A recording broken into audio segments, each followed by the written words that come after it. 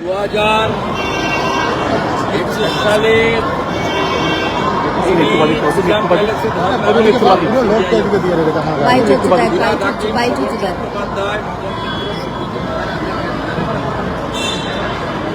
মুখ্যমন্ত্রী এর আগে রাজীব কুমারের বাড়িতে যখন রেড হয় সিবিআই, সেদিনে তিনি সিপিকে নিয়ে ধর্ণা দিয়েছিলেন কলকাতায়। স্বাভাবিকভাবে মুখ্যমন্ত্রী এই ধরনের কাজ সাংবিধানিক প্রতিষ্ঠানের সরাসরি কাজে হস্তক্ষেপ এবং তদন্তে বাধা দেন। এটা একজন মুখ্যমন্ত্রী, তিনি শুধু রাজনৈতিক নেতা নেত্রী নন, প্রশাসনিক কর্তৃক নিন্দা জানাই এবং ইডি নিশ্চয়ই তার ক্ষমতা বলে তারা তাদের মুখ্যমন্ত্রীর বিরুদ্ধেও ব্যবস্থা নেওয়া উচিত বলে আমার মনে হয়েছে। আইপ্যাক ভোটার লিস্ট থাকবে কেন? আইপ্যাক ভোটার লিস্ট আছে বলছেন ভোটার লিস্ট থাকবে কেন?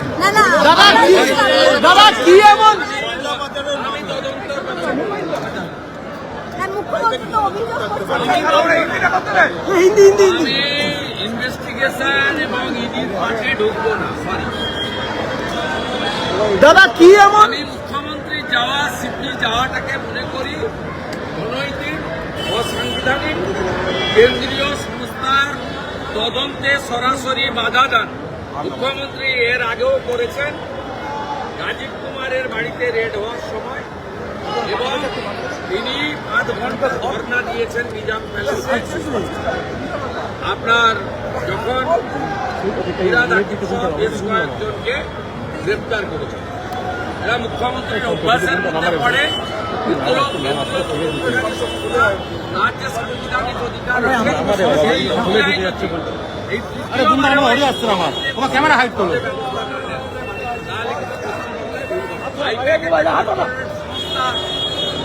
তাদের বিরুদ্ধে অভিযোগ আছে, তদন্ত করবে, তারা দেখিয়ে দেবে কাগজপত্র, তাদের রিটার্ন ফাইল সবকিছু পরিষ্কার আছে। পরিষ্কার থাকলে তো সবার অফিস বাড়ি তল্লাশি করে তো গ্রেপ্তার হয়, এমন তো নয়। করবে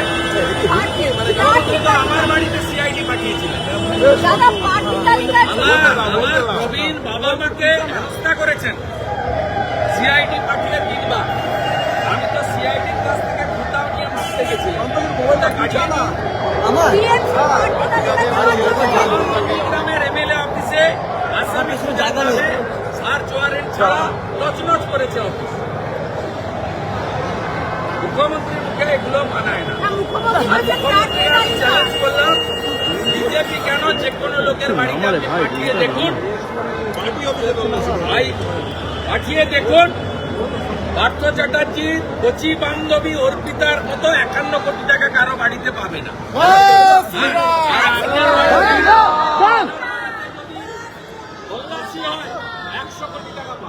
দাদা, মুখ্যমন্ত্রী কি প্রতীক জৈনকে বাঁচাতে গেলেন? দাদা, বাঁচাতে গেলেন, মুখ্যমন্ত্রী কি বাঁচাতে গেলেন? আপনি প্রথম প্রশ্ন করলেন, আপনাকে যদি প্রশ্ন শিখিয়ে করে আলাদা কথা, আমি ফেস করতে যাই, আমি স্কিপ করি না। প্রথমে বললেন ভোটার লিস্ট আইপ্যাকে থাকবে কেন? এখন বলছেন প্রার্থী তালিকা আইপ্যাকে থাকবে কেন? দাদা